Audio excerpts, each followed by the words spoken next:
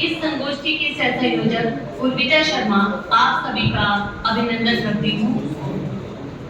सर्वप्रथम मैं आमंत्रित करना चाहती हूँ अपने अतिथियों को मंच पर। मैं बुलाना चाहूंगी इस प्रथम सत्र के अध्यक्ष प्रोफेसर चंदन कुमार जी को कि कृपया वे हमारा आग्रह स्वीकार करके मंचासीन हो। धन्यवाद सर। अब मैं इस सत्र के मुख्य वक्ता प्रोफेसर सुधीर प्रताप सिंह जी को आमंत्रित करती हूँ कि कृपया वे भी अपना स्थान ग्रहण करें। विशिष्ट वक्ता के रूप में हमारे बीच में प्रोफेसर प्रशांत कुमार जी हैं। मैं उनको आमंत्रित करती हूँ कि कृपया वे भी मंच पे आसन ग्रहण करें। बहुत ही विनम्रता के साथ प्राचार्य जी से पुनः आग्रह है कि आपका आसन हमने यहाँ लगाया है तो कृपया आप यहाँ आए।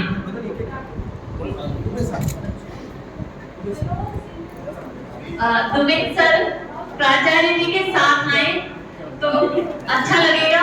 कृपया आप दोनों आ जाएं।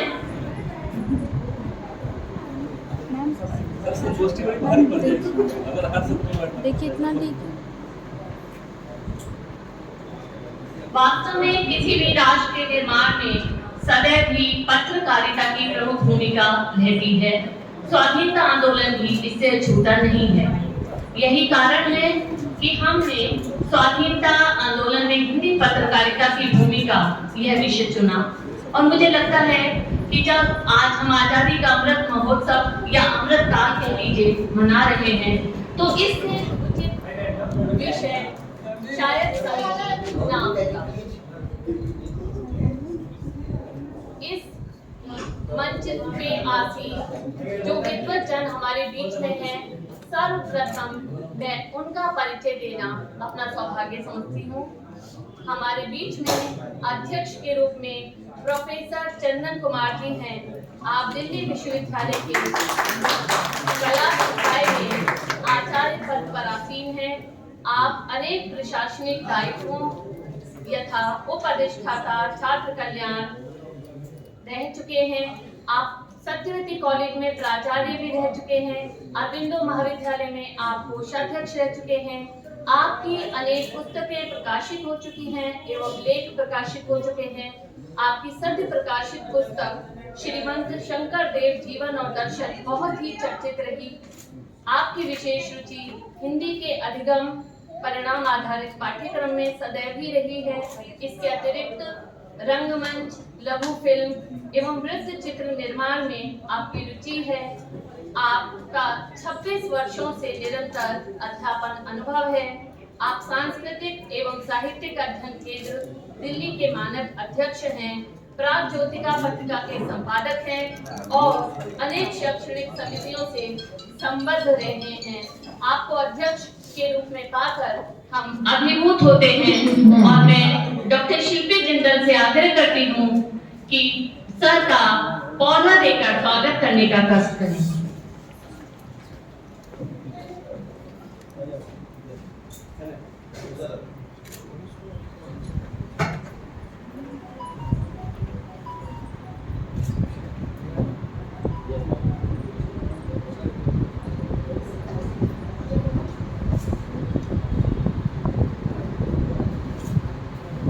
ये हमारा सौभाग्य ही है कि हमें आज अनेक विद्वत जनों का सानिध्य प्राप्त हो रहा है।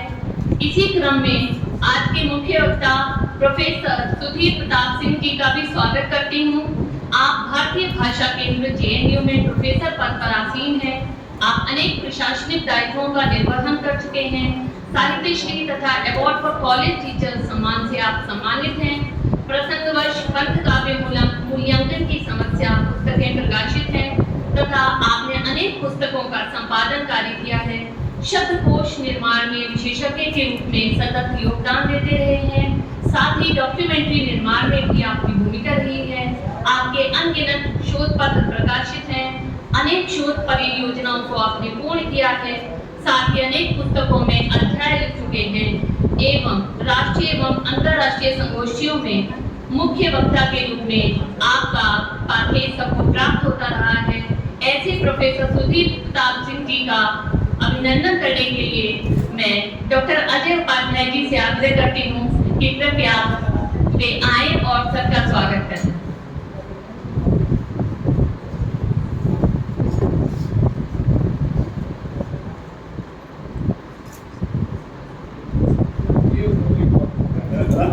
इसका भी है।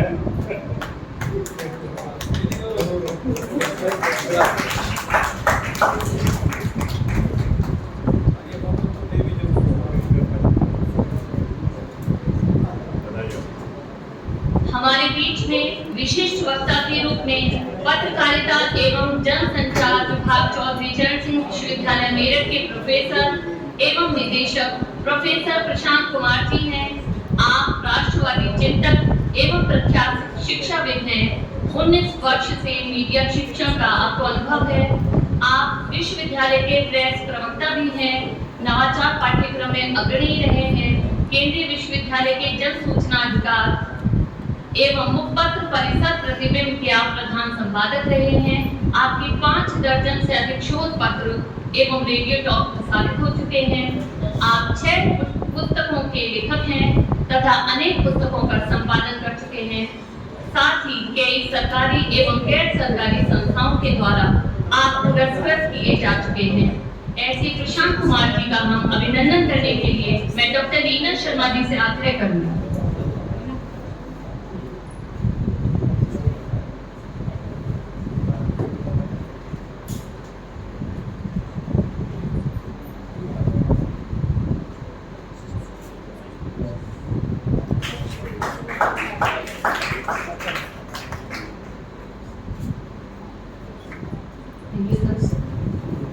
मुझे एक शेर याद आ रहा है जब मुझे ये विषय दिया गया नवजागरण एवं हिंदी पत्रकारिता, तो अकबर इलाहाबादी जी का एक शेर से मैं प्रारंभ करूंगी कि खींचो न कमानों को न तलवार निकालो, जब तोप मुखाते हो तो अखबार निकालो।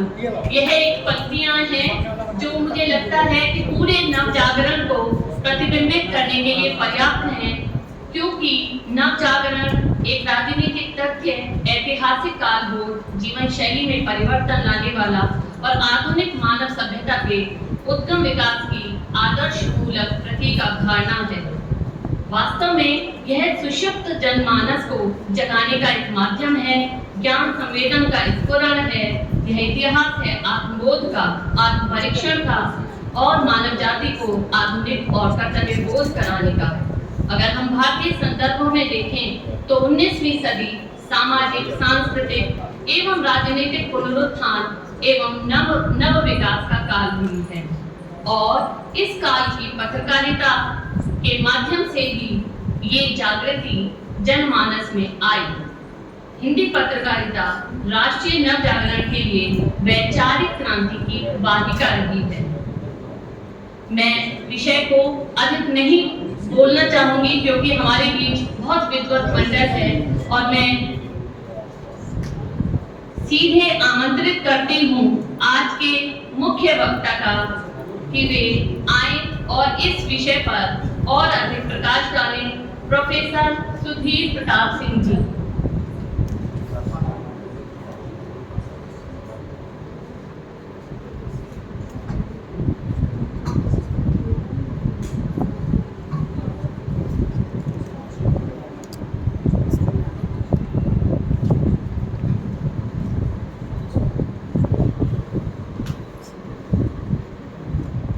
नमस्कार।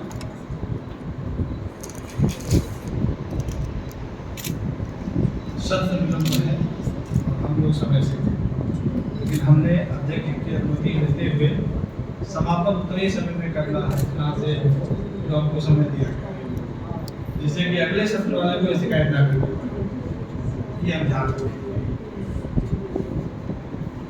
सम्मानित मंच और मंचासीन हमारे बड़े भाई, आज के सत्र के अध्यक्ष आदरणीय चंद्र चौबे जी, अग्रज नारायण जी, प्रोफेसर प्रशांत जी और मेरे मित्र और हम लोग एक साथ पश्चिमी उत्तर प्रदेश में नौकरी करने वाले अजय भाई, इसलिए भी गुड और भाई फोटो इम्पोर्टेंट था कि हम दोनों लोग एक ही समय हॉस्टल में दो विपरीत विचारधारा होते हुए एक साथ रहते हैं और आज भी वो मित्रता कायम है। इसके लिए उस परिस्थिति और उस सहयोग को भी धन्यवाद देना।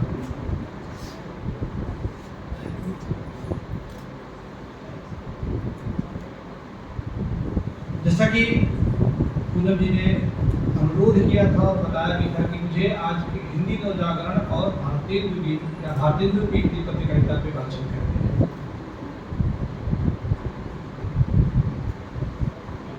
मैं भारतेंदु को, क्योंकि मैं मूलतः साहित्य का हूँ, तो एज ए पत्रकार के रूप में भारतेंदु को उस तरह से अध्ययन अध्यापन मैंने नहीं किया था जानबूझकर। कारण ये था कि पत्रकारिता अपने आप में स्ट्रीम उसके लोग उस पर बातचीत करते रहे हैं, लेकिन मैं एक साहित्यकार की दृष्टि से भी उस समय की पत्रकारिता को देखता आया। उसका कारण यह है कि आप ये सहयोग कहिए या जो भी कहिए कि उस समय के जितने भी रचनाकार रहे हैं वो लगभग पत्रकार रहे। शायद ही कोई ऐसा रचनाकार होगा जो पत्रकार ना रहा। तो ये दोनों का ऐसा सहयोग क्यों रहा होगा, मैं उन परिस्थितियों पे बात कर रहा हूँ जिसके कारण ऐसा कुछ हुआ होगा। दूसरी बात उसके साथ में ही कि जितने भी साहित्यिक मंच थे उस समय जो काम कर रहे थे किसी भी रूप में, चाहे संस्थागत हो या इस तरह के किसी कॉन्फ्रेंस में बलिया वाला व्याख्यान हो, कोई हो, वहाँ पे भारतेंदु या उनके तरह के तमाम साहित्यकार केवल अखबारीय व्याख्यान नहीं देते थे, बल्कि उनके निबंधों, उनके कहानियों का भी उसी तरह से अध्ययन अध्यापन किया जाता था या वक्तव्य के रूप में पढ़ा भी जाता था। मैं ये बताना चाहता हूँ उसके माध्यम से, चाहे वो आलेख लिख रहे हो, चाहे निबंध लिख रहे हो, या किसी पत्रिका का संपादकीय या किसी पत्र का संपादकीय, उसका महत्व लगभग बराबर और उल्लेखनीय होता है। इन बिंदुओं को अगर ध्यान में रखते हुए हम भारतेंदु की पत्रकारिता को देखते हैं तो ये जानना बहुत जरूरी होगा कि भारतेंदु साहित्य में क्या कर रहे थे, उसके साथ ही साथ पत्रकारिता में क्या कर रहे थे, और क्या दोनों के बीच में कोई साम्य है या दोनों में फांक दिखाई पड़ता है। यदि ऐसा नहीं है तो जो मैंने कहा स्थापित करने की कोशिश की, ऐसा क्यों रहा होगा कि उस दौर के सारे साहित्यकार पत्रकार भी रहे और सारे पत्रकार साहित्यकार भी रहे, ये स्वतः एस्टेब्लिश हो जाएगा, एक मान्य मान्यता आ जाएगी। इस क्रम में जब मैंने भारतेंदु को साहित्य को पत्रकारिता की दृष्टि से भी देखना शुरू किया तो दो चीजें समझ में आती है कि भारतेंदु के चिंतन का केंद्र में क्या था। एक आरोप पहले स्वीकार कर लेता हूँ कि भारतेंदु पे आरोप लगाया जाता रहा है कि भारतेंदु एक तरफ, कृपया शांत रहे तो बातचीत करो, तो भारतेंदु के ऊपर ये निरंतर आरोप लगाया जाता रहा है और बाकायदे हिंदी आलोचना में इसका एक थियरी है पूरी स्टेब्लिश कि वो एक तरफ तो अंग्रेज के पक्षधर थे, दूसरी तरफ राष्ट्रीय चेतना की भी बात कर रहे थे।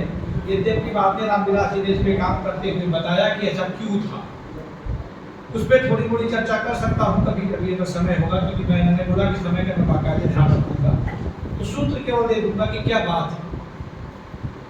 लेकिन अगर इन सब बातों को ध्यान में रखते हुए अगर भारतेंदु के पूरे चिंतन प्रक्रिया पे बात करें, चाहे वो ब्रिटिश के पक्ष में बात किए हो चाहे प्रतिपक्ष में, बावजूद इसके दोनों के केंद्र में क्या था, तो वो मूलतः स्वराज है।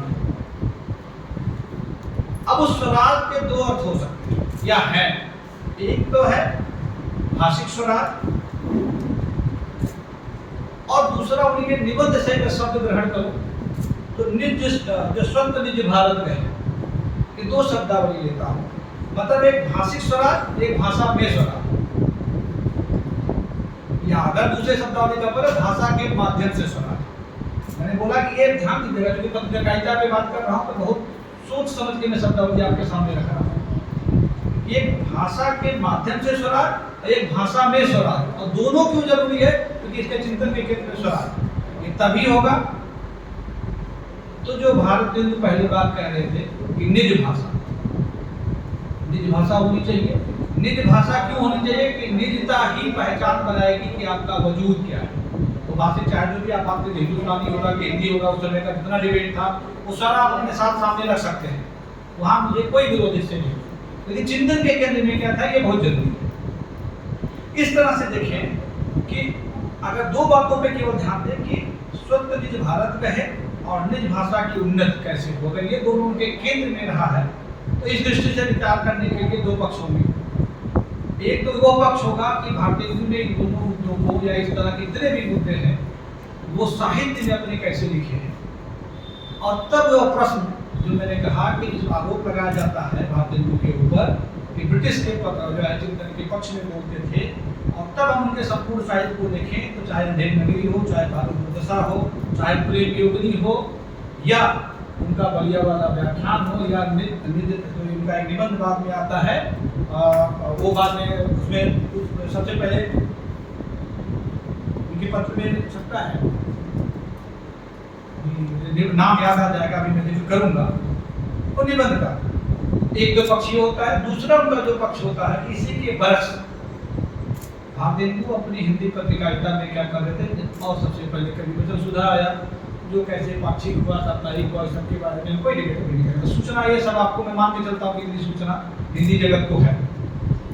तो उसके केंद्र में क्या था, इन्हीं दो बिंदुओं पर विचार कर सकते हैं उनकी बात को जानने के लिए। मैं यहाँ आपको पत्रकारिता का नाम सुनाने नहीं आया, क्या कहा गया, कैसे कहा गया। चिंतन बहुत इंपॉर्टेंट, अगर हम उनके दृष्टि को पकड़ लेंगे तो मैं ये मान के चलता हूँ कि पूरी प्रक्रिया को समझ सकते हैं कि क्या रहा। और इस क्रम में अगर हम ध्यान देते हैं तो जो पहला आरोप रहता है कि उनके पूरे चिंतन प्रक्रिया में, संपूर्ण साहित्य में अधिकांशतः राजभक्ति दिखाई पड़ती है। और इस बारे में भारतीय हिंदू के बहुत सारे जो आलोचक रहे हैं और भारतीय हिंदू के जितने सारे समर्थक रहे हैं वो सारे इस पर बातचीत करते रहे हैं। एक कोटेशन में आपको केवल सुनाना चाहूँगा केवल इसलिए कि जाने की किस तरह के आरोप भारतीय हिंदू पे लगते रहे। उसमें कहा जाता है भारतीय हिंदू पे साफ साफ कि हरिश्चंद्र की कविताओं में राजभक्ति की कविताओं की काफी संख्या है। आश्चर्य तथ्य है कि उनकी स्वतंत्र कविताओं में एक भी कविता ऐसी नहीं है जिसे देशभक्ति की कविता कहा जा सके। अब इसी सवाल पर रुक के चर्चा करता हूँ पत्रकारिता के माध्यम से साहित्य। आखिर वो देशभक्ति था क्या जिसकी मांग मैं कर रहा हूँ रचनाकार से। पहली बात, इस पे डिबेट हो सकता है जो कभी और मंच पे की, क्या हमें ये हक मिलता है कि अपने रचनाकार से डिमांड करूं कि आप ये लिखिए। दूसरी बात, ये रचनाकार लिख रहा है तो उसको देखने के बजाय ये नहीं कहा गया है इस पे मूल्यांकन करें। इस दृष्टि से भारतीय हिंदू के पत्रकारिता को भी देखना है। लेकिन सवाल यह था कि क्या राजभक्ति, राष्ट्रभक्ति या स्वराज केवल राजनीतिक हो सकता है क्या? यदि कोई राजभक्ति या राष्ट्रभक्ति की कविता प्रत्यक्ष रूप से या साहित्य में राजनीतिक कविता नहीं लिखता तो वो रचनाकार साहित्य में स्वराज की मांग नहीं कर रहा है क्या? और जब इस दृष्टि से देखते हैं तो मुझे अनायास एक शब्द ध्यान आता है, इसको आप लोग कृपया विचारधारा से देख के ना देखें, कि एक शब्द और था जो पूरी शैवाली कविता तक आता है, सांस्कृतिक स्वराज। ये सवाल बहुत बात तक उठाया गया है, यहाँ तक कि 1936 में भी उठाया गया कि क्या हम ब्रिटिश से गुलामी से मुक्त हो भी जाएंगे, बावजूद इसके क्या हम लोग गुलामी का जो आवरण ओढ़ लिए पिछले 300 वर्षों में उससे मुक्त हो जाएंगे क्या? उस मुक्ति से को प्राप्त करने के लिए हमें किन किन चीजों से मुक्त होना है। अब मैं बलिया वाले व्याख्यान का एक जिक्र करूंगा कि बहुत छोटा सा, दर्द देने का वक्त नहीं है। बलिया वाले व्याख्यान में सबसे पहले जो पंक्ति लिखते हैं, यही से आप लोग को बहुत कुछ समझ में भी आएगा कि किस तरह की बात भारतीय हिंदू लिख रहे थे और भारतीय हिंदू पे किस तरह का बाद में आरोप लगाया जाता रहा है। सबसे पहली पंक्ति लिखते हैं, इस अभागे देश में जो भी कुछ हो जाए बहुत अच्छा। बलिया वाला व्याख्यान में आज बड़े आनंद का दिन है। छोटे से नगर बलिया में हम इतने मनुष्यों को, शब्द पे ध्यान दीजिएगा, बहुत सोच समझ के भारतीय हिंदू लिख रहे हैं, मनुष्य शब्द लिखा है। इतने मनुष्यों को एक बड़े उत्साह से एक स्थान पर देखते हैं कि सभागे आलसी देश में जो कुछ हो जाए वो अच्छा है। अच्छा, भागा और आलसी शब्द पकड़ लीजिएगा, उनके एक नाटक में पढ़िएगा, वो सब पात्र है उनके यहाँ। ऐसे ही उन्होंने शब्द नहीं खेल दिया कि जहाँ पर जीव लिख दिया। ये सारे उनके नाटक के पात्र भी हैं, आलसी भी उनके पात्र है, रोग भी उनके नाटक का पात्र है। आगे बोलते हैं, इस देश के भाग्य में आजकल यहाँ सारा समाज ही एकत्र है। रॉबर्ट राय बहादुर ऐसे कलेक्टर जहाँ हो वहाँ क्यों ऐसा समाज ना हो। और इसी को लेकर आलोचक आ जाते हैं कि बोलते हैं कि ये चूंकि डीएम साहब है, रॉबर्ट साहब है, उनकी तारीफ में बात की है। और उसी क्रम में जाके वो एक उदाहरण देते हैं, जिस देश और काल में ईश्वर ने अकबर को उत्पन्न किया उसी में अब्दुल फजल, बीरबल, टोडर भी पैदा हुए। और उससे उदाहरण देते हैं, और उदाहरण देते हैं वो किसका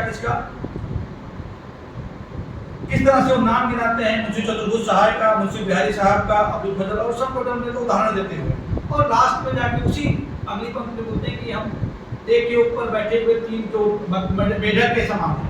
और उसमें सब बोलते हैं कि गए हम, लास्ट में जाके बोलते हैं कि गए हम, जो सबसे नीचे मेढक बैठा होता है। तो बोलते हैं कि ऊपर वाला जो है वो ब्रिटिश सरकार है, और जो बीच में मेढक बैठा है वो हमारे राय साहब है, जिसका जिक्र गुलाब में होली के संदर्भ में राय साहब की तरह वो तमाम राय साहब जो यहाँ पे उस समय राज सत्ता संभाले हुए थे और ब्रिटिश के प्रतिनिधि के रूप में होते थे। भारतेंदु के चिंतन के केंद्र में उतना रूप से ब्रिटिश सरकार नहीं था जितना वो बीच वाला था, जिसकी वजह से हम ब्रिटिश का ना प्रतिपक्ष खड़े हो पा रहे थे ना उनसे मुक्ति पा रहे थे। तो जो दूसरा था वो बोलते थे नीति तो जनता है, जिसको मुक्ति चाहिए, जिसको स्वराज चाहिए, लेकिन दबाव डबल है। एक तो ब्रिटिश शासन का है ये, साथ ही वो बिचौलिए भी हैं जो हमको दबाए रखे हुए, जो ब्रिटिश शासन के नुमाइंदे के रूप में हमारे ऊपर काम कर रहे हैं। एक ये बड़ा सवाल है जो बड़ी वाले व्याख्यान में था, तो बाकी बहुत सारा मतलब यहाँ पे उतना अधिक नहीं, तो बड़ी वाला व्याख्यान आप ध्यान रखिए जहाँ से शुरुआत करते हैं। इसके बाद अगर हम पूरी के व्याख्यान को देखें, ये सारा पक्ष तस्वीर का एक पहलू ही दिखाता है। दूसरा पक्ष ये भी देखना है कि खुद भारतेंदु किस समय में जी रहे तो कहाँ जी रहे थे। भारतेंदु के बारे में बात आता है कि कलकत्ता से आए तो फैमिली ब्रिटिश सरकार के पक्ष में थी, ब्रिटिश का मुहैया मिलता था पैसा, अभी बनारस में आके सेटल हुए। लेकिन बनारस बहुत इंपॉर्टेंट है, उस समय सांस्कृतिक चिंतन का केंद्र बनारस था, आज भी है। बनारस पे अगर हम आते हैं, भारतेंदु जितने भी सवाल उठा रहे होते हैं, वो चाहे बाला बोधनी का हो, चाहे कवि वचन सुधा का हो, चाहे स्त्री मुक्ति का हो, विधवा विवाह का हो, चाहे प्रेम योगिनी का हो, जहाँ बोलते हैं कि आधा काशी जो है राण रापा है, आधा सांसन है, ये सब वो बाकायदे लिख रहे होते हैं। सवाल ये है कि उस दौर में बैठ के उस जो पुरातन पंथ है काशी में, उस पर घंटी बजाना उनको ये हिम्मत करके कोई लिखा था, और खुद राजशाही से संबंध रखते थे, संपन्न थे, ब्रिटिश सरकार से उनको पेंशन भी मिलता था, जो कि बाद में बंद हो गया। दूसरी सवाल उठाते तो उसी पत्रिका से, ये सारा सवाल कवि वचन सुधा में है, मैं यहाँ कोट नहीं कर रहा हूँ, खाली मुद्दा दे रहा हूँ। आपको देखिएगा कि पहले से लेके 7वें अंक तक आते आते उन्होंने सारे सवाल के कर लिए। दूसरा सवाल उठाते स्त्री शिक्षा के, और स्त्री शिक्षा को दिखाते हैं कि भारत में स्त्रियों के प्रति पुरुषवादी दृष्टि के नकारात्मक भावना क्या रही है, क्यों स्त्री शिक्षा नहीं करते। उसके साथ उठाते हैं कि विधवा विवाह तो छोड़ ही दीजिए, सती प्रथा की तो बात ही मत कीजिए, क्योंकि आप इस लायक ही नहीं है कि उसके बारे में कुछ सोच सके, क्योंकि आप यहाँ असब गंवार इस सारे शब्द नहीं के ले रहा। उन्होंने बोला कि आप हैं, क्यों? क्योंकि आप अपनी स्त्रियों को अपने ही चंगुल से मुक्त नहीं होने देना चाहते हैं, तो ब्रिटिश सरकार से अपने आप को मुक्त करने की सपना कैसे देख रहे हो, ये भारतेंदु का है। एक सवाल और उठाते हैं, हिंदी और उर्दू का विवाद खड़ा हुआ, सत्तावन के बाद क्यों खड़ा हुआ आप सबको पता है। कांग्रेस उस समय जो एस्टेब्लिश हुई कैसे उस सवाल को देख रही थी, लेकिन ब्रिटिश सरकार ने कांग्रेस के तमाम दखल के बावजूद हिंदी उर्दू के विवाद को हिंदू मुस्लिम का विवाद बना दिया और उसमें सफल रहे। काशी में बैठ के हिंदू बनाम मुस्लिम के बारे में अपनी पत्रिकारिता के माध्यम से, अपने लेख के माध्यम से, 2-3 पोजिशन भी पढ़ के सुना होता है, जिसमें ऐसी बड़े बड़े व्याख्यान भी बोलते हैं लास्ट में जाके कि मुसलमान अपनी इस मानसिकता से मुक्त हो जाए कि वो मुगल एम्परर हैं। अभी बोलते हैं कि आप भी हिंदुओं के साथ बैठिए और ये मानिए कि आपकी राजशाही चली गई और आप उनको समान समझिए, और हिंदुओं को बोलते हैं कि अब मानिए कि मुसलमान आपके ही साथी है, क्योंकि ये आए तो लूट के नहीं गए हैं, पैदल विदेश चली जाती है तुम्हारी, वो पैदल विदेश नहीं क्या, बोलते कि यही आए, यही रहेंगे, यही बच्चे बच्चे यही घर बना लिए हैं। तो तो ये आपके सभ्यता और संस्कृति के अंग हो गए हैं, ये हिंदू भी माने। तो हिंदू मतलब किस तरह से हिंदी उर्दू को हिंदू बनाम मुस्लिम किया जा रहा था, और ये उस समय की कांग्रेस तो नहीं चाहती, बावजूद इसके ब्रिटिश सरकार कर रही थी।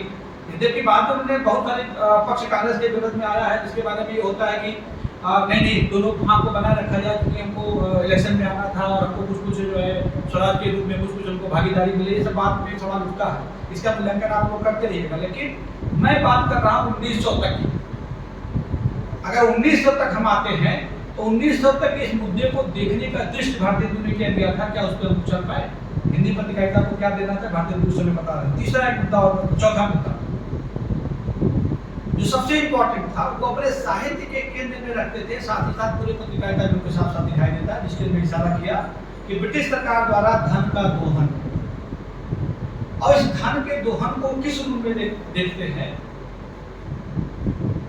ये उनके कवि वचन सुधा के 4-5 उदाहरण मैं ये कभी पढ़ के आपको सुनाऊंगा बस। इसके माध्यम से मैं बताना चाहता हूं कि भारतीय हिंदू के पास ऐसी कोई स्पष्ट स्थिति उस समय विद्यमान नहीं थी, या जो हो सकती थी कि वो ब्रिटिश सरकार का प्रत्यक्ष रूप से विरोध करना शुरू कर। क्यों?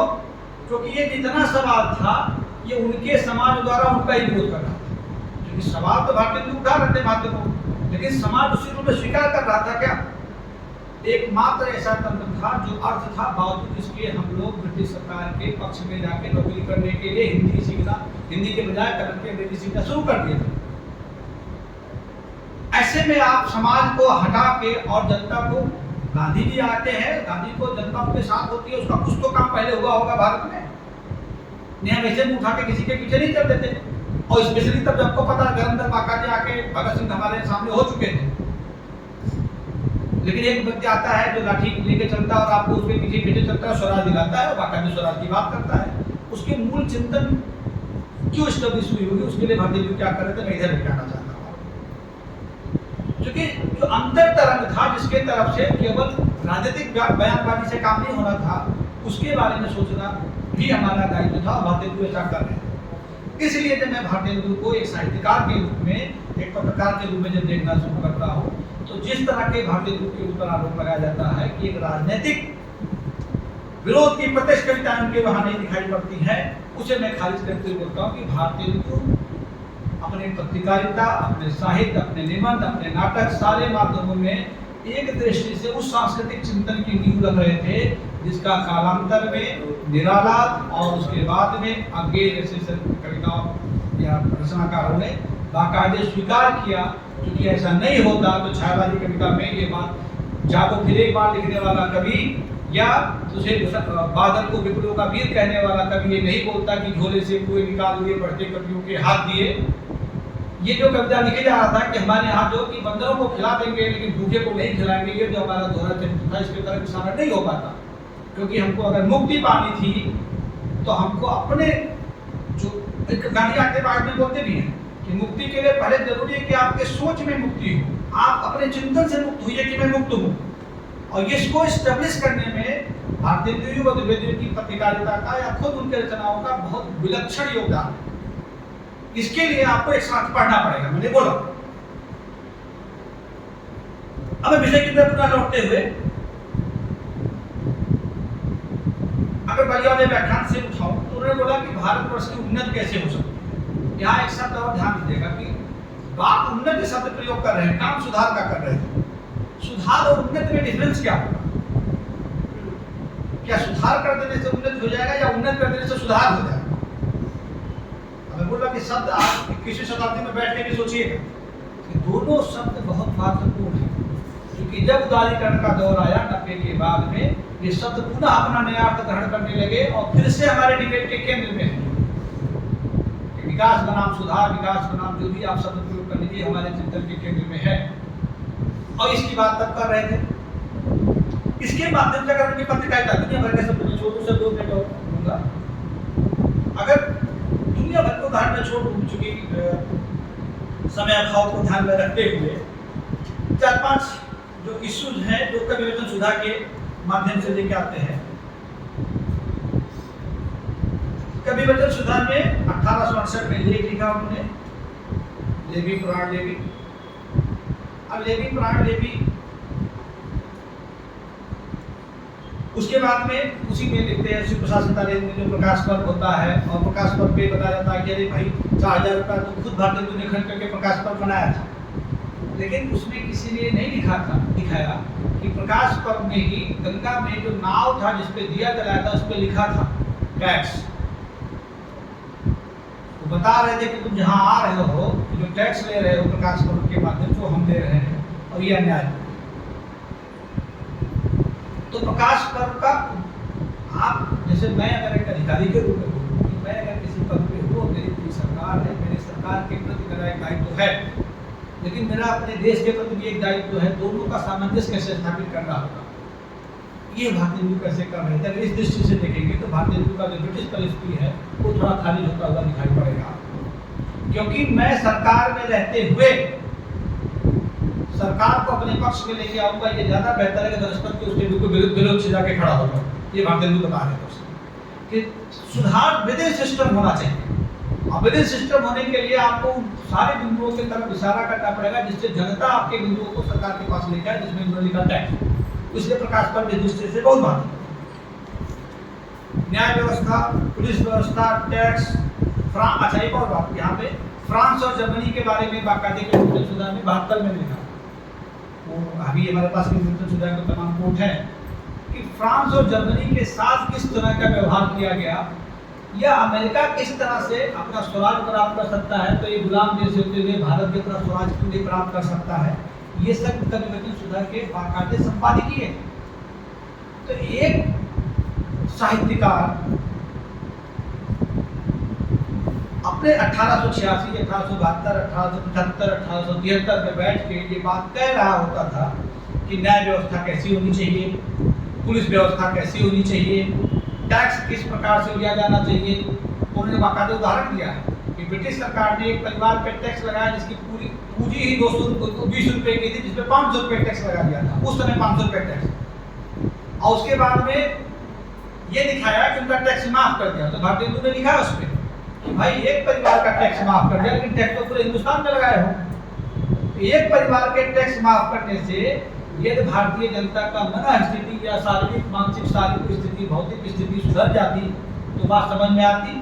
इसलिए ये जो आपके राजनीतिक शब्दावली का प्रयोग करूं तो ये जो चोचलेबाजी है ये बंद कीजिए। भारतेंदु यही कह रहे थे, बस सब दूसरा था कि आप जो है दो लोग को दिखा के मत कीजिए, करना तो सबका कीजिए, जो कि आप कर नहीं सकते क्योंकि आप मूलतः उपनिवेश बनाए रखते हैं। उसके तुरंत बाद वो फ्रांस और जर्मनी के ऊपर किए गए अत्याचार का उदाहरण देते हैं और वहीं पे लिखते हैं कि अमेरिका स्वराज प्राप्त कर सकता है तो भारत क्यों नहीं।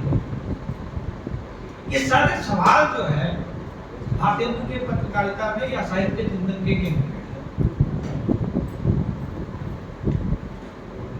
एक और बात जिसकी तरफ मैं इशारा करना चाहूंगा कि उन्होंने बारह बोधनी पत्रिका निकाली। इसी के साथ मैं अपनी बात समाप्त करूंगा कि बारह बोधनी पत्रिका क्यों निकाली और बारह बोधनी का मोटो क्या था। अगर आप जो उनकी दोनों पत्रिका जो पत्र हैं उनके आप हेडलाइंस देखिए। जो पत्र का जो कहते हैं ना कि आज हम लिखते हैं कि साहित्य समाज की जो है सांस्कृतिक पत्रिका है कैसे है, और हम लोग आजकल तो यूजीसी में केवलिस्ट में तो हमारा एक मोटो लिखा होता है। तो कवि वचन सुधा का जो सिद्धांत वाक्य क्या था, उन्होंने लिखा खल गगन सो सज्जन दुखी मत होय हरिपद मत रहे, अप धर्म छूटे, शब्द पे ध्यान दीजिएगा, अप धर्म छूटे स्वत निज भारत कहे कर दुख बहे, बुद्ध तजे मत्सर नार नर सम होय, तज ग्राम कविता सुख विजन की अमृत वाणी सब कहे। ये उसकी पंक्ति थी। मतलब चार शब्द अगर बाकी से हम छोड़ भी दें तो एक बात कि निज स्वत भारत कहे कर दुख बहे और नर नार सम, ये उसकी उद्देश्य है। अब जिस पत्रकारिता का मोटो ही यही हो कि हमें क्या करना है, उसके चिंतन प्रक्रिया पे और ज्यादा विचार करने की जरूरत है। उदाहरण मैंने आपको दे दिया। इसी तरह से एक पत्र उनका आता है बाद में, इसके बारे में मैंने बोला, ये 1873 में आया, 1873 में हरिश्चंद्र मैगजीन, और ये सबको पता है कि साहित्यिक पत्रिकारिता थी और साहित्यिक पत्र था। उसमें भी उन्होंने बाकायदे शब्द जो प्रयोग किया कि क्या क्या हो, और उन्होंने बोला कि ये जो मेरा पत्र है ये कवि वचन सुधा का विस्तार है। वो लिखते हैं ये monthly journal published in continuation with the कवि वचन सुधा, और उसका जो सब्जेक्ट होगा वो क्या क्या होगा, review, drama, history, novel, political science, ठीक है, ज्योग्राफी, इसके अलावा बोलते हैं पुरातत्व, आलोचना, धर्म, विज्ञान, राजनीति, ये उनका विषय होगा। मैं ये सब इसलिए गिना रहा हूँ केवल जो मेरा भाव के ध्यान में रखते हुए कि जो अपने विजन में इतना स्पष्ट है कि मुझे किन तथ्यों पे बात करना है और क्या कहना और कब कहना, और उसका आने वाले दिनों में इम्पैक्ट क्या होने वाला है। क्योंकि आपको पता कि भारतेंदु की अंतिम स्थिति क्या हुई थी। वो भारतेंदु का पत्र अगर आप एक बार इस दृष्टि से देखेंगे, तो मैं कहना चाहता कि एक साहित्यकार पत्रकार क्यों बना, एक पत्रकार साहित्यकार एक समय क्यों था, और दोनों के बीच के चिंतन के केंद्र में क्या था, तो आप पाएंगे कि कहीं भी किसी भी दृष्टि से भारतेंदु के विजन में उस अगर सामाजिक सांस्कृतिक संरचना ऐसी होती कि आप उनके द्वारा कहे गए तथ्यों को स्वीकार करते, नारी को सम मानते, विधवा को इज्जत देते, धर्म का आडंबर ना ओढ़ते, तो शायद ब्रिटिश सरकार का मैं प्रत्यक्ष रूप से विरोध करता, ऐसा भारतेंदु बार बार कहते। इसलिए वो एक तरफ सांस्कृतिक चेतना की अलग से करना चाहते थे, तो दूसरी तरफ से टैक्स के माध्यम से सरकार को भी कटघरे में खड़ा कर रहे थे।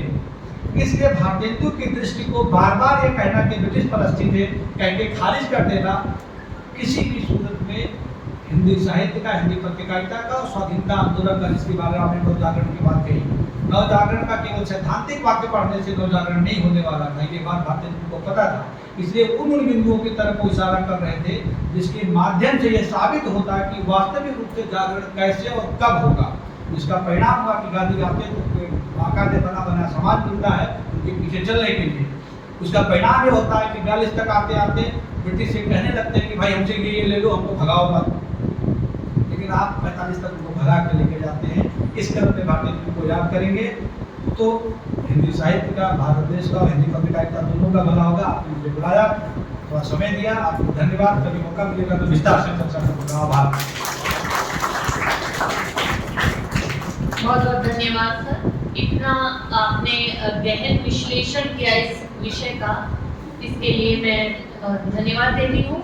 अगर किसी के मन में कोई जिज्ञासा है तो कृपया सर से आप पूछ सकते हैं।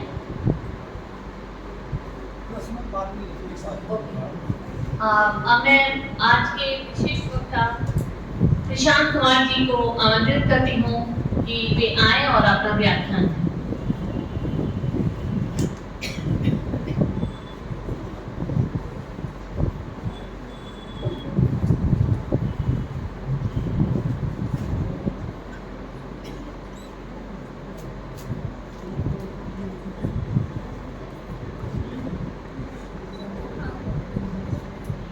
धन्यवाद मैडम। मंच पर उपस्थित आज के कार्यक्रम के अध्यक्ष आदरणीय प्रोफेसर चंदन दुबे जी, मेरे प्रेरणापुंज और लब्ध उत्तर प्रदेश भाषा संस्थान के कार्यकारी अध्यक्ष एवं समुदाय कॉलेज में हिंदी विभाग में प्राध्यापक आदरणीय प्रोफेसर रायनारायण शुक्ल जी, अभी जिनका वक्तव्य आप सुन रहे थे ऐसे विद्वान वक्ता प्रोफेसर सुधीर प्रताप सिंह जी, अन्य मंचस्थ और आज के इस कार्यक्रम की संचालिका डॉक्टर शर्मा मैम, पूर्वी सामने उपस्थित डॉक्टर प्रियंका जी, अन्य शिक्षकगण, एनसीसी कैडेट्स, पत्रकार बंधु, मैं आभारी हूँ आदरणीय पूनम जी का जो इस संगोष्ठी की संयोजक भी हैं, इस कॉलेज के प्राचार्य का, विशेष रूप से आदरणीय डॉक्टर राजनारायण जी का, कि मुझे यहाँ आकर अपनी बात कहने का अवसर उन्होंने प्रदान किया।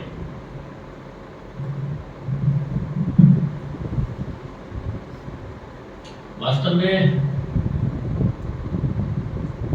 पत्रकारिता की जो परंपरा है भारत में,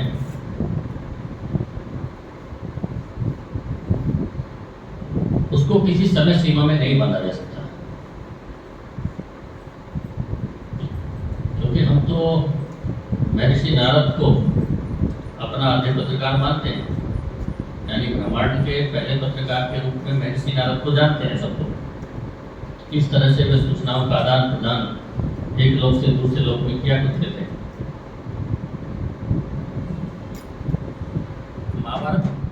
महाभारत के समय में आपने देखा होगा संजय को, जब वो धृतराष्ट्र को महाभारत के 18 दिन के युद्ध का आंखों देखा हाल सुनाते हैं हस्तिनापुर में बैठकर, तो मुझे लगता है कि आज जो टेलीविजन चैनल्स पर या डिजिटल प्लेटफॉर्म पर लाइव टेलीकास्ट हम डिफरेंट प्रोग्राम्स का देखते हैं, तो कहीं ना कहीं उस तरह का ही कुछ तकनीकी रूप से हम लोग इतना सुसज्जित थे उस समय, पत्रकारिता का ये कायम था। महाभारत में ही हम श्री कृष्ण भगवान को गीता के उपदेश के रूप में अगर सुने तो मुझे लगता है कि उससे प्रभावी संचार संभवतः आज तक तो नहीं हो पाया। भरत मुनि के नाट्य शास्त्र को हम पढ़ें तो मुझे नहीं लगता कि उससे प्रभावी संचार कोई हो सकता है। तमाम कितने आयामों को उन्होंने छुआ है, यानी केवल बोलने के तरीके से नहीं, मनुष्य की देह भाषा यानी बॉडी लैंग्वेज कैसे कम्युनिकेट करती है, उससे कैसे संचार होता है, उन सभी आयामों पर बाल से सर के बाल से लेकर पैर के नाखून तक उन सभी आयामों को उन्होंने अपने उस शास्त्र में छुआ है। अपने चाहे वेद हो, चाहे पुराण हो, चाहे धर्म ग्रंथ हो, उन सभी में संचार का जो इम्पोर्टेंस है, संचार का जो महत्व है, हम भली भांति देख सुन और पढ़ सकते हैं। ये जो विषय रखा है आज़ादी के आंदोलन में पत्रकारिता की भूमिका, निश्चित रूप से जितने भी पत्रकार उस दौरान रहे उन सबके प्रेरणापुंज और आदर्श कहीं ना कहीं वो सब चीजें रही होंगी, तभी तो उन्होंने देश के लिए इस तरह का काम किया। सबसे पहला अखबार आप लोगों ने, मैं थोड़ा लेट आया तो प्रथम सत्र में सुना ही होगा, हिंदी का जो पहला समाचार पत्र दंत मार्तंड 30 मई 1826 को जब पंडित जुगल किशोर शुक्ल जी ने निकाला, तो ये संयोग नहीं था कि उस दिन नारद जयंती थी, नारद जी का जन्मदिन था। ये योजना थी कि हाँ उसी दिन हम उसको शुरू करेंगे। तो नारद जी के जन्मदिन के दिन उस अखबार को निकालना, हिंदी के अखबार को निकालना, हालांकि कुल 69 अंक उसके निकले केवल, उसके बाद उसको बंद होना पड़ा। लेकिन हिंदी पत्रकारिता के क्षेत्र में उस अखबार ने अलग जगाई। उसके बाद आप देखेंगे तो क्षेत्रीय भाषाओं में समाचार पत्रों की बाढ़ सी आ गई, चाहे वो बंगला में हो, चाहे वो मराठी में हो, चाहे वो कन्नड़ में हो, चाहे वो उर्दू में हो, कई भाषाओं में, क्षेत्रीय भाषाओं में पत्रकारिता होने लगी, समाचार पत्र निकलने लगे, पत्रिकाएं निकलने लगी। भारतेंदु जी का बहुत विस्तृत विवरण अभी किया ही है। राजा राम मोहन राय के योगदान को, पत्रकारिता के महत्व को हम कैसे भुला सकते हैं। बाल गंगाधर तिलक के महत्व को हम कैसे भुला सकते हैं। केसरी जैसा अखबार हमने निकाला और जिसकी जो उस समय पाठकों की संख्या थी, बहुत बड़ी संख्या थी,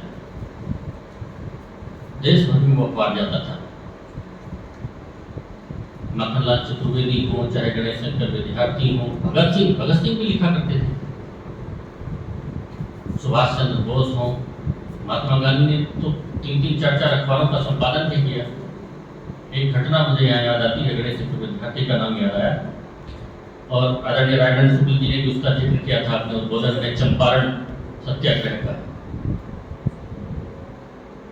पंडित राजकुमार शुक्ल एक क्रांतिकारी थे, बिहार के चंपारण के ही रहने वाले थे।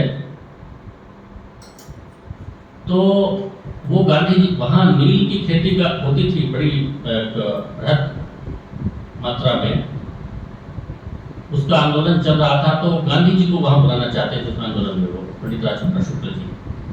कई बार उनसे आग्रह भी किया। फिर उन्होंने गणेश चंद्र विद्यार्थी जी से भी आग्रह किया। गणेश चंद्र विद्यार्थी थोड़ा नजदीक थे गांधी जी के। तो गांधी जी ने कहा गणेश चंद्र विद्यार्थी जी को कि आप कुछ ऐसा कीजिए कि वहाँ जाकर के जो जमीनी स्थिति है, वस्तु स्थिति क्या है, पहले उसका पता करें, उसके बाद मैं वहाँ जाऊँगा। गणेश चंद्र विद्यार्थी ने अपने अखबार के एक संवाददाता को वहाँ भेजा। 4-5 दिन वो संवाददाता वहाँ रहे। उसके बाद आकर के उन्होंने अखबार में भी आर्टिकल लिखा और गांधी जी को भी विस्तृत रूप से वो बताया। उसके बाद 17 अप्रैल 1917 को गांधी जी वहाँ गए और बापू जो नाम मिला गांधी जी को वो चंपारण से ही मिला। उसके बाद महात्मा गांधी बापू के नाम से जाने लगे। हमारे पत्रकारिता का जो रोल है वो कहीं ना कहीं आप देख सकते हैं आजादी के आंदोलन में इतना महत्वपूर्ण रहा है। प्रत्येक क्रांतिकारी, लगभग प्रत्येक क्रांतिकारी किसी न किसी समाचार पत्र से, पत्रिका से जुड़ा था।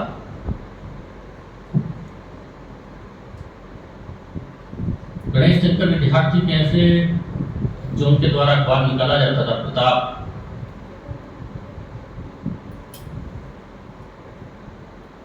ऐसे आर्टिकल उसमें होते थे कि लोग भाव विभोर हो जाते थे, लोग उद्वेलित हो जाते थे, लोग उत्तेजित हो जाते थे उनको पढ़कर, और आज़ादी के उस आंदोलन में अपना योगदान देने के लिए, अपना सर्वस्व न्यौछावर करने के लिए तैयार हो जाते थे। उनकी लेखनी में, उनकी कलम में इतना दम था, उनके शब्दों का चयन, उनकी भाषा इस प्रकार की थी कि लोग स्वतः उस आंदोलन से जुड़ जाते थे। लंबे समय तक उन्होंने लेखन किया। आप अंदाजा लगा सकते हैं इस बात से, उस समय जो लोग अखबारों के लिए लिखते थे या पत्रिकाओं के लिए लिखते थे, उनको अंग्रेजी हुकूमत सजा भी सुनाती थी। लेकिन फिर भी लोग आते थे, विज्ञापन छपते थे। एक अखबार के लिए तो विज्ञापन छपा कि चाहिए संपादक, वेतन 2 सूखे टिकट, 4 गिलास पानी, सम्मान 12 साल का कारावास। इस तरह के विज्ञापन छपते थे। लोग फिर भी आते थे काम करने के लिए। तो आप अंदाजा लगा सकते हैं कि आज़ादी के आंदोलन में जो रोल प्ले कर रहे थे, जिनकी भूमिका थी, जो पत्रकार थे, वो सजा भी पाते थे और अंग्रेज उस पत्रकारिता का महत्व भी समझ रहे थे। रेडियो जब आया भारत में 1921 में, आज का जो अखबार है टाइम्स ऑफ इंडिया, और उस समय ब्रिटिश सरकार का एक विभाग होता था, post and telegraph department. Calcutta में एक पहला रेडियो प्रोग्राम ब्रॉडकास्ट हुआ। उसके बाद 1923 में, 1924 में, 1927 में पहला रेडियो स्टेशन मुंबई में बना। लॉर्ड इरविन उस समय के जो वाइसराय थे, उन्होंने उसका उद्घाटन किया। क्योंकि जो प्रोग्राम ब्रॉडकास्ट होते थे रेडियो पर, उन कार्यक्रमों को बनाने वाले भी भारतीय थे। तो कविताओं के माध्यम से या कुछ ऐसे गीतों के माध्यम से, ऐसे वार्ताओं के माध्यम से लोग थोड़ा अवेयर होने लगे। तो अंग्रेजों को लगा कि हम तो लाए थे इसलिए रेडियो को यहाँ, और होने क्या लगा, उन्होंने उसको बंद कर दिया। 2 साल बाद जब धीरे धीरे एक मूवमेंट खड़ा हुआ, लोगों में लगा कि हाँ रेडियो को दोबारा से शुरू होना चाहिए। 2 साल बाद फिर एक बार रेडियो शुरू हुआ और लेबर एडमिनिस्ट्री ने उसको शुरू किया। रेडियो ने भी वास्तव में उन 17-18 सालों में, विशेष रूप से सेकेंड वर्ल्ड वॉर के दौरान जो भूमिका निभाई, वो बड़ी महत्वपूर्ण थी। क्योंकि सूचनाओं का त्वरित प्रवाह का कोई साधन उस समय था नहीं, टेलीविजन था नहीं, इंटरनेट था नहीं। अखबार आज छप रहा है तो 3 दिन बाद, 4 दिन बाद तक किसी दूसरे स्थान पर पहुंचता था, आसपास में तो ठीक है, लेकिन दूर दराज के इलाकों में बहुत समय बाद पहुंचता था। रेडियो एक ऐसा माध्यम बना, विशेष रूप से बड़े शहरों में, जो सूचना के तंत्र को विशेष रूप से भारतीय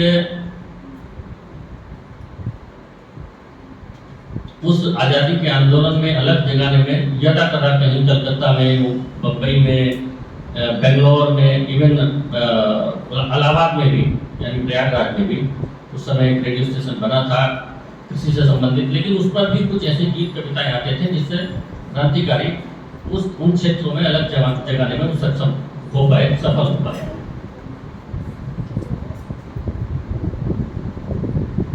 आज का जो पत्रकारिता का स्वरूप है, वास्तव में उस समय हम लोग कहते थे कि हाँ, पत्रकारिता एक मिशन है, और मिशन भी था कि आज़ादी का आंदोलन में हमको योगदान करना है, देश को आज़ादी दिलानी है। मिशन था, मिशन से प्रोफेशन बना, और आज आप देख सकते हैं, मुझे मंच से कहने की उसकी आवश्यकता नहीं है कि किस दिशा में हम लोग जा रहे हैं। कल की एक घटना आप देख सकते हैं, सुर्खियों में आई, परसों एक समाचार पत्र में सऊदी अरब और अमेरिका के अखबार में हूबहू एक समाचार दिल्ली के संबंध में छपता है। वाशिंगटन जैसा अखबार भी किस तरह की खबरें लिख सकता है और हो सकता है, तो आप अंदाजा लगा सकते हैं कि आज की पत्रकारिता किधर जा रही है। तो मुझे लगता है कि हिंदी पत्रकारिता का योगदान वास्तव में बहुत अतुलनीय रहा है, और 2 दिन तक ये सेमिनार चलने वाला है। इन 2 दिनों में निश्चित रूप से हम कुछ ना कुछ ऐसा निकाल पाएंगे जो आने वाली पीढ़ियों के लिए कुछ ऐसा, जैसा आदरणीय नारायण शुक्ला जी ने भी कहा था कि आने वाली जो पीढ़ियां हैं उनको हम ये हस्तांतरित कर सकें, कुछ बता सकें कि हाँ, आज़ादी के आंदोलन में तमाम पत्रकारों का, विशेष रूप से हिंदी पत्रकारिता के क्षेत्र में क्या क्या योगदान रहा, किस किस ने क्या क्या योगदान दिया, ये उनको ज्ञात हो। आज हम देखते हैं कि हालांकि कुछ ऐसे सरकारी उपक्रम या संस्थान काम कर रहे हैं कि उस समय के जो आज़ादी के आंदोलन में प्रणेता की भूमिका में रहे, उनकी जयंतियाँ, उनके इस तरह के कार्यक्रम उनके जयंतियों पर आयोजित किए जाएं, लेकिन केवल उस तक सीमित न रहकर कुछ आगे बढ़ें, तो मुझे लगता है इस संगोष्ठी की सार्थकता सिद्ध होगी। और अपनी बात में इन 2 लाइन के साथ समाप्त करता हूँ। हथियार और औजार अपने पास रखें जनाब, हथियार और औजार अपने पास रखें जनाब, हम तो वो हैं जो खंजर नहीं कलम से चोट करते हैं, हम तो वो हैं जो खंजर से नहीं कलम से चोट करते हैं। धन्यवाद, मुझे यहाँ बुलाया, मेरी बात को सुना, धन्यवाद। बहुत बहुत धन्यवाद प्रोफेसर प्रशांत जी। आपने नारद जी से स्टार्ट करके और समकालीन संदर्भों तक इस विषय को जोड़ा, यही आपके व्याख्यान की सबसे बड़ी सार्थकता मैं मानती हूँ। और हमारे पास जिन लोगों के पत्र पढ़ने का आग्रह है, अगर वो उपस्थित हैं तो बहुत संक्षेप में अपना पत्र प्रस्तुतिकरण दे सकते हैं, क्योंकि इसके बाद हम अध्यक्ष को बोलें। अध्यक्ष, अब मैं बहुत विनम्रता के साथ आज के अध्यक्ष, हमारे सत्र के अध्यक्ष प्रोफेसर चंदन कुमार जी से आग्रह करती हूँ कि कृपया वे अध्यक्षीय उद्बोधन।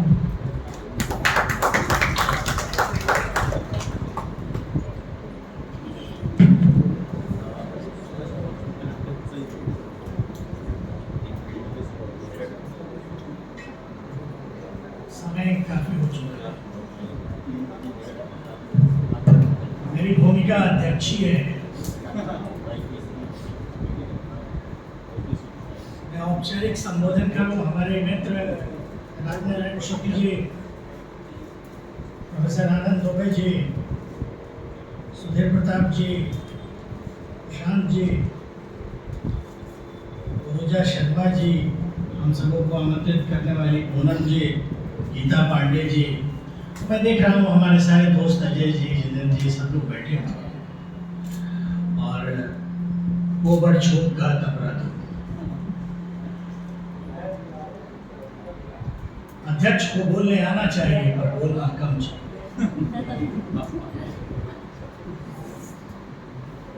मेरी भूमिका अध्यक्ष ही है और अध्यक्ष का ये दायित्व है कि वक्ताओं ने जो अच्छा बोला है उसको मैं आपको इंगित कराता चलूं और बीच बीच में अपनी गीत सुनाता चलूं।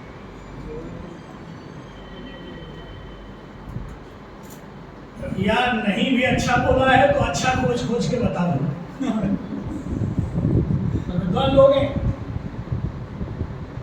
हिंदी नवजागरण पर बात हो रही थी, हिंदी की पत्रकारिता पर बात। देखिए, पढ़ना लिखना कुछ दे या न दे, एक बांकपन देता है। अगर कोई पढ़ा लिखा व्यक्ति और सचमुच पढ़ा लिखा है तो वो थोड़ा सा बांकपन उसमें होगा। ज्ञान स्वाभिमान देता है और ज्ञान से कुछ मिलता नहीं है। पूरी की पूरी हिंदी पत्रकारिता का इतिहास बांकपन का इतिहास। हो ही मनुष्य हैं, क्यों भय हम गुलाम भी। आदमी तुम भी, आदमी हम भी, तुम राजा और हम गुलाम नहीं चलेगा। नारी नरसम हो, इसकी तरफ इशारा है। हिंदी नवजागरण है क्या? मित्रों, आपने सुना, विद्वानों को सुना, हिंदी नवजागरण स्वत्व का बोध है। हम हैं, हम आपके बिना और आपके बावजूद हैं।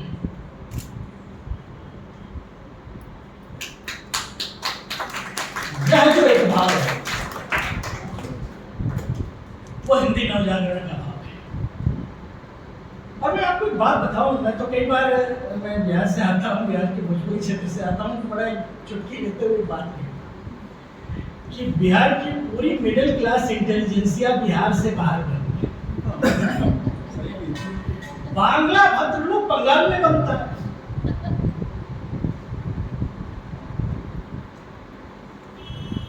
हिंदी बौद्धिकता को बनाने में हिंदी पत्रकारिता का अमूल्य योगदान। इसलिए आप कई बार देखें, जिसकी तरफ हमारे सुधीर भाई ने इशारा किया कि स्वराज,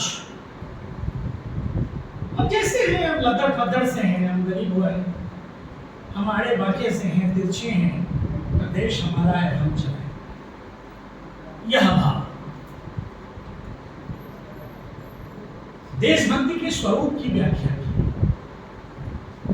और बताया कि वो अनिवार्यता राजनीतिक नहीं है। देखिए, ये पूरा जो गंगा का मैदान है, ये पॉलिटिकली कॉन्शियस और सोशली बैकवर्ड है। राजनीतिक रूप से चेतस और सामाजिक रूप से पिछड़ा। इसलिए बहुत समानता की बातें करने वाले, स्त्री समानता, दहेज विरोध की बात करने वाले व्यक्तिगत जीवन में वो सब करते हैं। हिंदी पत्रकारिता आपको आईना दिखाती है, तुम जो हो ये देख लो। इसलिए हिंदी पत्रकारिता एक किस्म की ईर्ष्या भी है कि काश हम ऐसे होते। आपको एक बात बताऊं, अब आप जब किसी से प्यार करते हैं ना, तो मूलतः आप उससे ईर्ष्या कर रहे होते हैं, आप उसके जैसा होना चाहते हैं। इसलिए पूरे के पूरे बलिया वाले भाषण का उदाहरण देख लीजिए। हम अंग्रेज ना हुए और हम अंग्रेजों जैसे ना हुए, हम जातिवाद में बंधे रहे, हम अंधविश्वास में बंधे रहे, हम स्त्री पिछड़ेपन में बंधे रहे। हमारे पराजय का कारण वही। यह जो एक भाव है,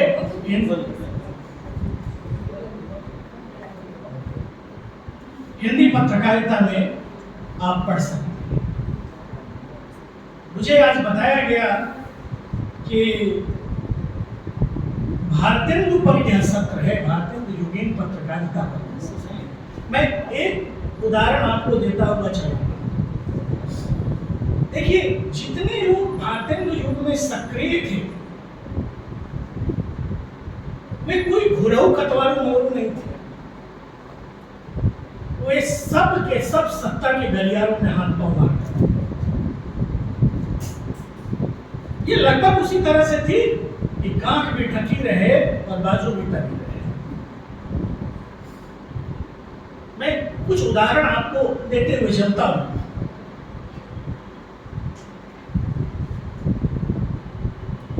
भारतेंदु बाबू से कमीर चंद की परंपरा में थे।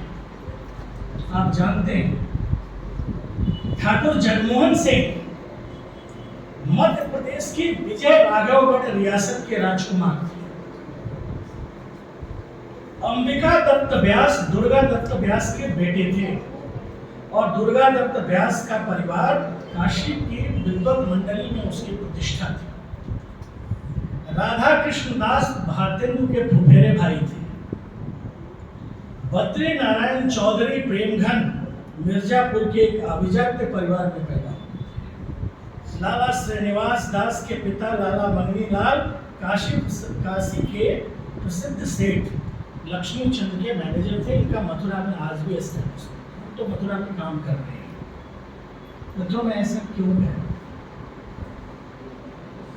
जरूरी नहीं है कि आप सुविधा भोगी होते हुए भी मन को गुलाम बनाएं। पूरी भारतेंदु युगीन पत्रकारिता से यह सीखा जा सकता है कि आप सत्ता के खेल में रहें पर बाकपन को बरकरार रखें। यह जो एक हम ब्रिटिश हुक्मरानों के बीच हैं, उनके साथ हैं, पर हमारा एक विवेक है, विजडम। अगर हिंदी नवजागरण को आपको व्याख्यायित करना हो तो विवेक से व्याख्यायित करें। विवेक क्या है? करणीय अकरणीय का भाव। करणीय क्या है? देश के लिए करणीय। आमतौर पर सत्ताएं आपका विवेक हमें। भारतेंदु युगीन पूरी पत्रकारिता इसका प्रतिपक्ष है। मित्रों, एक चीज और, कोई भी नवजागरण स्वभाषा के बिना संभव नहीं। मैं जब पत्रिका निकालता हूँ तो उसका उद्घाटन करने के लिए अपने पूर्वोत्तर के एक मंत्री के पास गया तो मैं बड़ी अच्छी बात कही थी। कहा कि देखिए, कोरिया कोरियन में प्रगति करता है, जर्मनी जर्मन में प्रगति करते हैं, चाइनीज भाषा में प्रगति करते हैं। केवल भारतीय है जो प्रगति के लिए अंग्रेजी ढूंढता है। भारतेंदु युगीन पत्रकारिता इस तर्क का प्रतिपक्ष है। निज भाषा उन्नति है, समय उन्नति है। भाषा स्वत्व का बोध कराती है, भाषा पहचान का बोध कराती है। यह पहचान क्या है? यह पहचान है नारी नरसम, मोहि गुलाम मोहि मनुष्य गुम है, हम गुलाम के। मित्रों, उत्तर प्रदेश भाषा संस्थान के द्वारा आयोजित और इस महाविद्यालय के द्वारा आयोजित यह गोष्ठी अपने स्वरूप में राष्ट्रीय हो या न हो, अपने भावबोध में राष्ट्रीय। और हिंदी में दिल्ली एनसीआर में जो होता है वो राष्ट्रीय ही होता है। बहुत अच्छा लगा आपने इस चीज को पहचाना कि हिंदी का राष्ट्र कैसे बनता है। मैं एक उदाहरण देकर ये बात खत्म करूंगा। एक सज्जन हुआ करते थे, फ्रेडरिक पिकार्ट। फ्रेडरिक पिकार्ट का नाम अगर सुना होगा आपने, ये साहब इंग्लैंड में रहते थे।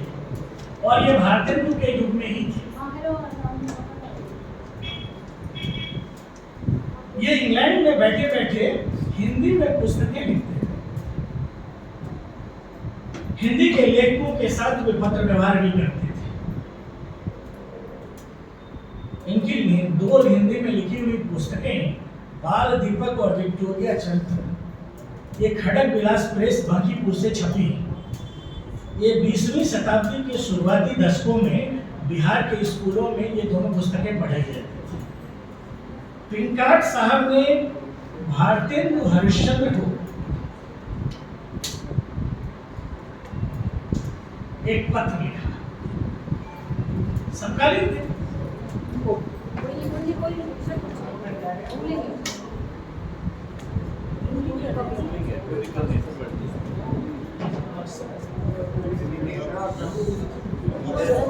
इधर कंडेंसेशन है और नहीं तो फिर ऊपर से बंद प्लग निकाल दो यार इस वाले को बंद करो, आप प्लग निकाल दो इसको। इस वाले को बंद करो तो बाकी चलेगा।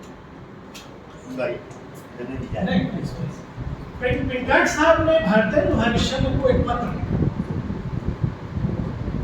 आचार्य रामचंद्र शुक्ल, मैं तो बार बार कहता हूँ, लोग तो हिंदी के पाठक हैं, शुक्ल के हिंदी साहित्य के हिमालय। आचार्य रामचंद्र शुक्ल ने इस पत्र का उल्लेख किया है। इस पत्र की जो पंक्तियां हैं वे भारतेंदु जुगीन पत्रकारिता की नीयत को बताती हैं। मैं पंक्तियां पढ़ देता हूँ। पर उपकार में उदार अवनी में एक, भाषण अनेक राजा हरिचंद्र है। बात नहीं बता कोई बात नहीं।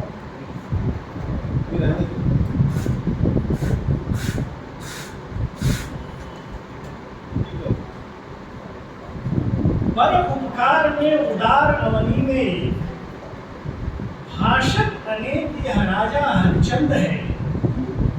विभव बड़ाई बपु बसन विलास लखी, कहत यहाँ के लोग बाबू हरिचंद है।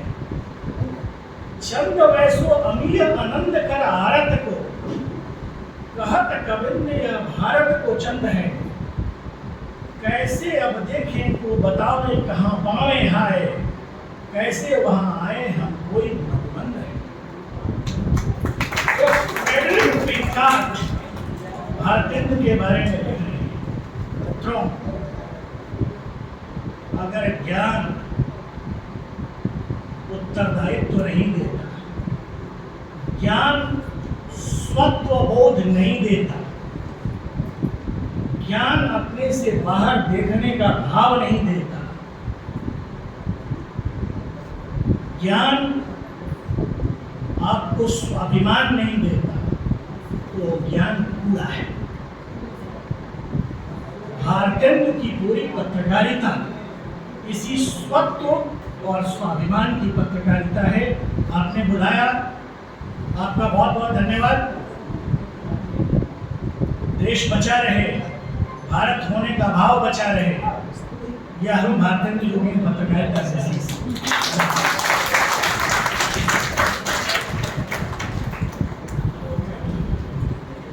धन्यवाद सर। आपका संबोधन अध्यक्षीय भी था और इतना सुंदर था कि बीच में जो डिस्टरबेंस हो रहा था वो चुभ रहा था, और आपने इतनी सुंदर शब्दों का चयन करते हुए सबको सम्मोहित किया, इसके लिए मैं आपका आभार व्यक्त करती हूँ। और अपने महाविद्यालय की तरफ से स्मृति चिन्ह देने के लिए हर्ष का विषय है कि हमारे बीच में उत्तर प्रदेश भाषा संस्थान के अध्यक्ष मेरे अग्रज हैं और मेरे विभाग के सदस्य हैं। तो मैं उन्हीं से आग्रह करती हूँ कि हमारे सत्र के अध्यक्ष जी को स्मृति चिन्ह प्रदान करने का कष्ट है।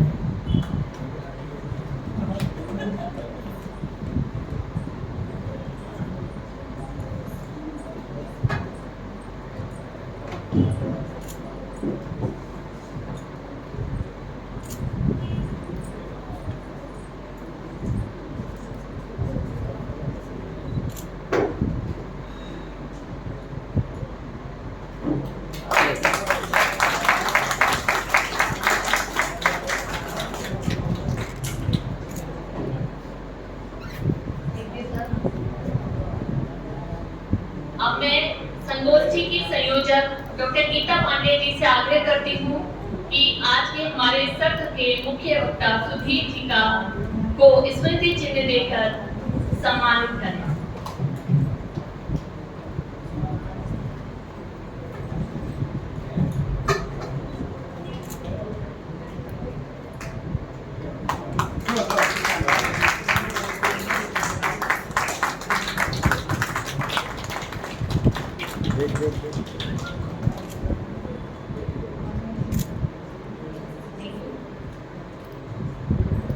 प्रोफेसर प्रशांत जी को कॉलेज की स्मृतियां ले जाने हेतु मैं आग्रह करूंगी डॉक्टर प्रियंका सिंह जी से कि कृपया वे आए और सर को सम्मान दें।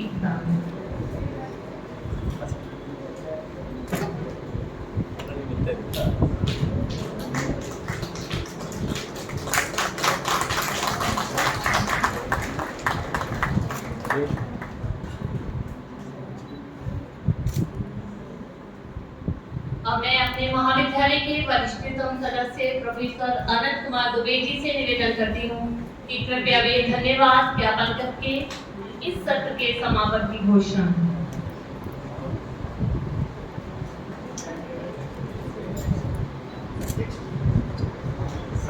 इसकी आवाज चला ही नहीं रही, आवाज नहीं जा रही। हमारे अतिथिगण आप सबका बहुत बहुत धन्यवाद आने के लिए। लेकिन एक बात हमारी है, टीचर के हाथ में जब भी माइक दे दो तो वो थोड़ा सा कुछ कहने के लिए उत्सुक रहता है। धन्यवाद कि आप तब तक भी पूरा नहीं होता जब तक जो मुख्य बातें कही गई हैं उनसे टेक अवेज किया है, हम क्या उनसे लेते हैं। तो जैसा कि सुधीर जी ने, प्रोफेसर सुधीर कुमार जी ने कहा, उससे एक बात तो समझ में आई कि सांस्कृतिक जो आज़ादी की बात की गई या सांस्कृतिक राष्ट्र की बात की गई भारत के समय में, वो बहुत महत्वपूर्ण थी, क्योंकि परोक्ष रूप से आज़ादी की उस तरह की राजनीतिक लड़ाई तब तक खड़ी नहीं हो पाई। वो काल था जो 1857 से लेके के दमन के बाद बोलने की स्थितियाँ नहीं थी, और उनमें से जो लोग बोल पा रहे थे वो किस तरह से लोगों को तैयार कर रहे थे। ये मात्र हिंदी या स्वभाषा का मतलब देश में जहाँ जहाँ जो भाषा बोली जाती है वो भाषा से है।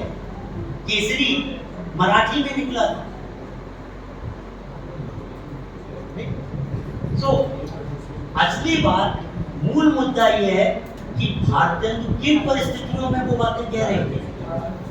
भारतेंदु जी ने जो बातें कही थी उनका असर लोगों पे जो पड़ा था वही एक बहुत बड़ा कारण बना था वर्नाकुलर प्रेस एक्ट ऑफ 1878। जो लोग इतिहास वाले होंगे वो जानते होंगे कि अंग्रेज कितने परेशान थे वर्नाकुलर प्रेस से, जो विभिन्न भाषाओं में जो अखबार निकल रहे थे, जो लोग बातें कर रहे थे, जो पत्रकारिता थी, वो पत्रकारिता इतनी कामयाब थी कि उन्होंने सबके मुंह पे टेप लगाने की कोशिश की। और इसके बावजूद 1881 में, इतिहास मेरा विषय नहीं, अध्यक्ष जी ने कहा कि अध्यक्ष की कुछ मजबूरियाँ होती हैं, कुछ सब बोलता है, फिर भी मैं मौका ले लेता हूँ। धन्यवाद ज्ञापन करने वाले के तो कोई स्टेटस नहीं, फिर भी मैं बोल रहा हूँ।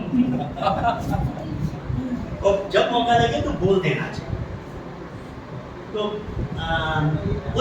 उन स्थितियों में जब सेंसरशिप थी तब केसरी शुरू हुआ। कोई स्व का बोल हम किसी एक भाषा से जोड़ के नहीं कर सकते, और वो स्व पूरा नहीं होता। जो जतिन जी ने बाद में कहा कि वो स्वतः पूरा नहीं होगा जो आगे बढ़ के ना देख पाए, दूसरे समाज को ना देख पाए, दूसरी अपने आप से ऊपर उठ के, अपने से दूर जाके दूसरों को ना समझ पाए, वो पूर्ण नहीं। आपको बहुत बहुत धन्यवाद। इतनी इम्पोर्टेंट लाइन है।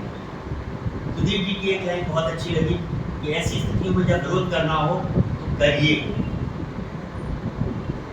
की बात को लेके आप सब लोग अपनी गाड़ियों पे टैक्स लिख के लगा सकते हैं।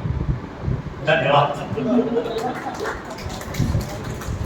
प्रसाद जी ने भी बहुत अच्छी बातें कही और इन्होंने कहा, लेकिन ये बात सच है कि हमारे पास उस तरह की नॉलेज थी कि हमने पुस्तक बनाया, हमने संजय हमारे टीवी थे, दूरदर्शन थे, लेकिन एक बात जरूर ये छुपा गया।